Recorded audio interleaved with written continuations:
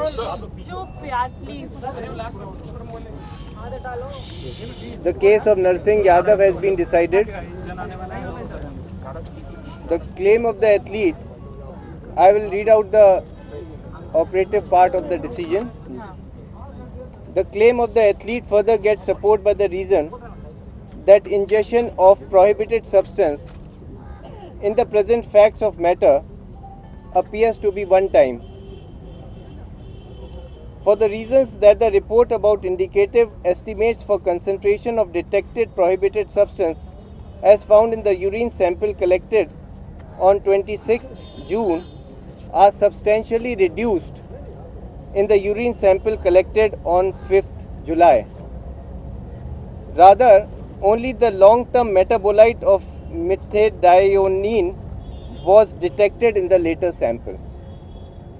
It is further important to note that report of the first sample taken on 25th June was not known to the athlete till the collection of the second sample on 5th July.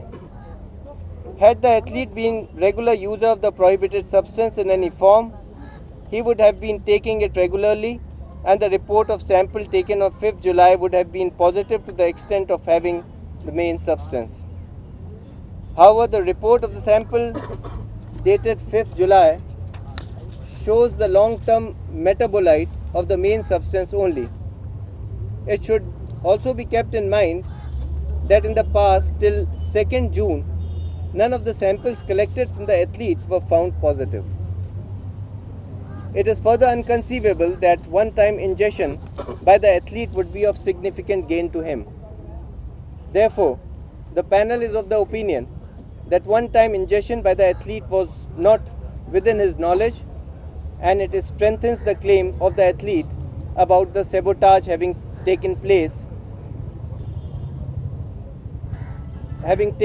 to him under the facts and circumstances.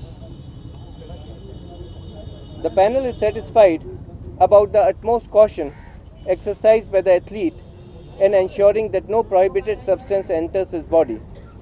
It is not disputed that he has consumed food from mess of Sports Authority of India, NRC Sonipat, that he consumed food nutritional supplements which was provided by WFI and JSW Foundation, that the athlete regularly consulted Dr. Joginder, who is a sports doctor who used to visit the Sai NRC training center, that he locked the room in which the supplements drinks were kept, that any change if required in the food, it was done by the athlete's close confidant, Mr. Narsingh Yadav only, that mixture for drink, including that of supplements, were either undertaken by athlete directly or through his confidant, wrestling partner of 15 years of Sandeep Tulsi Yadav, and that he used to keep his amino drink besides the mat of practice. It is important to note that these factual submissions are not disputed. However, the athlete pleads that only caution he failed to undertake is that he did not keep his eye on his amino drink during practice on 23rd and 24th June. It is also relevant to mention that NADA has pleaded that the athlete had failed to take utmost caution by leaving the drinks unattended at the site of practice on mat, and also for not opting to change his training center.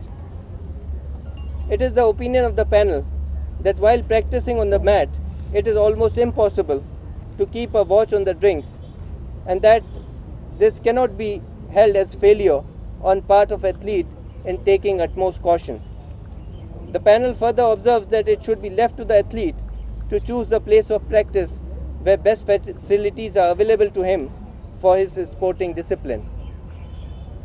For this reason, non-shifting the venue of practice cannot be held as failure on part of the athlete in taking due care. A separate case based on report dated 22nd July for sample collected on 7th July against the athlete is also before us. The panel is treating this as a single violation because the report of the sample taken on 25th June was not notified to him till the sample taken on 5th July. For the reasons said above, panel concludes that the athlete deserves the benefit of Article 10.4 of the anti-doping rules of NADA 2015, as there is no fault or negligence on his part and he is a victim of sabotage done by a competitor. Therefore, keeping in view the facts and circumstances said above, the panel exonerates the athlete from the charges of violating anti-doping rules of NADA.